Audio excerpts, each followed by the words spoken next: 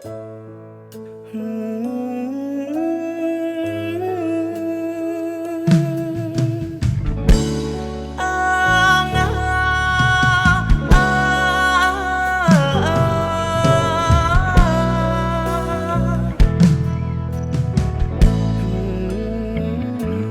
ហើមខ្ញុំដ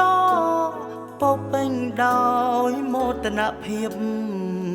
និងប្រជាជាតិខ្មែរកិត្តិនាមថ្លៃថ្លា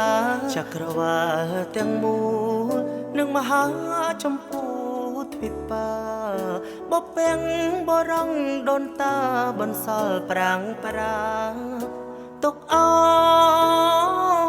យរាប់ពាន់ម៉ឺនឆ្នាំឈ្មោះខ្មែរបានក៏កើតយើងមានកំណើតថែមចិត្តស្មោភាំងក្តីយើងមិនត្រូវភ្លេចយើងជាម្ចាំងទឹកដី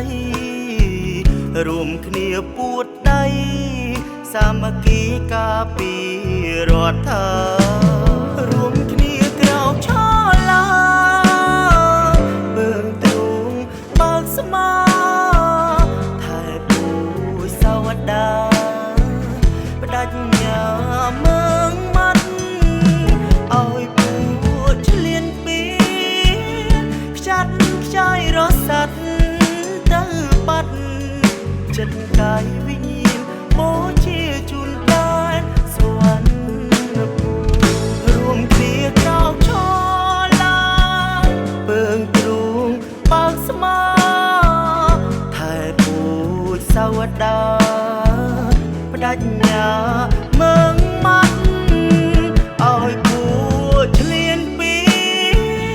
ខ្ចាត់ខ្ចាយរស័តទៅបាត់ចិត្តកាយវិញ្ញាណបូជាជូនដែនសវណ្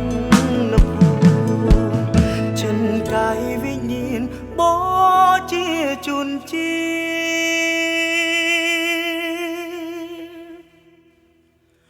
ិឲ្យបាន